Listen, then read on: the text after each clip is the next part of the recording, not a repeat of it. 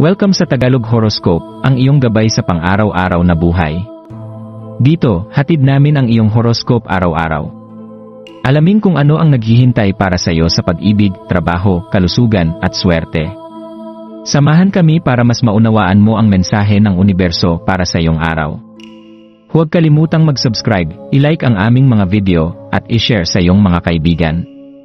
Simulan natin ang araw ng may inspirasyon mula sa mga bituin.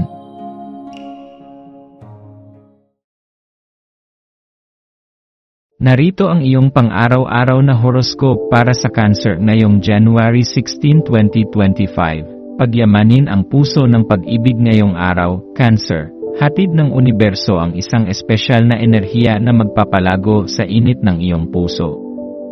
Punong-puno ka ng pagmamahal, at ang damdaming ito ay maaaring magbigay ng liwanag sa iyong mga gawain at pakikitungo.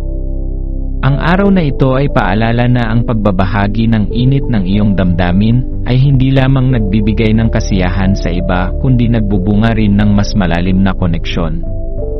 Ang simpleng yakap, masinsinang pakikinig, o pagbibigay ng oras para sa mahal mo sa buhay ay may kakayahang gawing espesyal ang araw nila. Pagninilay sa ika-negatibo 18 lunar day, ang ika-negatibo 18 lunar day ay simbolo ng enlightenment at self-discovery na nagdadala sa iyo ng oportunidad upang mas mapalalim ang iyong pagkilala sa sarili. Maaaring may mga damdaming lumutang na hindi mo pa ganap na nauunawaan. Yakapin ang pagkakataong ito upang payagan ang iyong emosyon na dumaloy ng malaya. Sa pamamagitan nito, magkakaroon ka ng mas malinaw na pag-unawa sa iyong mga nais, pangarap, at layunin sa buhay. Sa gitna ng pagmumuni-muni, tanungin ang iyong sarili, ano ang mga bagay na nagdudulot ng saya sa aking puso? Paano ko mas mapapanatili ang kapayapaan sa kabila ng mga hamon? Sa ganitong paraan, nagiging mas matatag ang iyong pundasyon bilang isang individual na puno ng pag-asa at pagmamahal. Praktikalidad at paglingkod sa kapwa. Ang buwan ay nasa Virgo ngayon, at ito ang magpapalakas sa iyong pagiging praktikal. Ang pagtulong sa iba, maging sa simpleng paraan tulad ng pagbibigay ng payo, pagsuporta sa kanilang mga gawain, o pakikiramay, ay magdudulot sa iyo ng kakaibang kasiyahan. Ang ganitong klase ng malasakit ay hindi lamang makapagpapagaan ng araw nila, kundi magpapatibay din sa iyong damdamin ng layunin at halaga. Subukan mong tanungin ang mga tao sa paligid mo kung paano mo sila matutulungan. Ang bawat kabutihang loob ay parang binhi na maaaring tumubo bilang mas matibay na relasyon at mas magandang mundo para sa iyo at sa iba.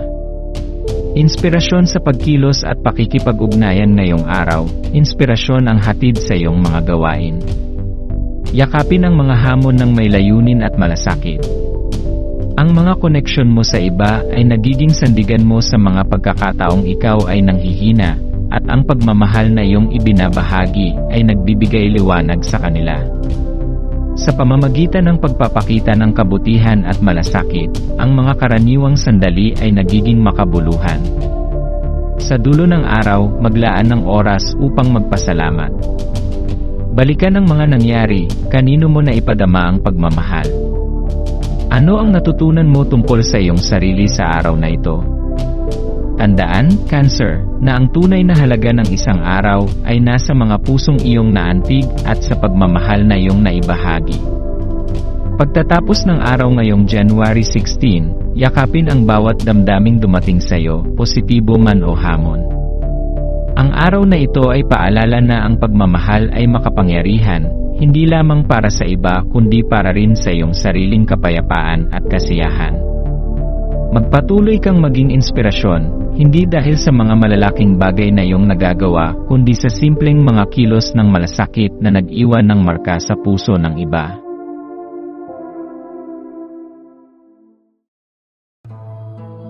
Maraming salamat sa panonood ng iyong horoscope ngayon araw. Naway gabayan ka ng mga bituin sa iyong landas. Huwag kalimutang mag-like, share, at subscribe para sa iba pang cosmic na kaalaman. Hanggang sa muli, manatiling konektado sa universo,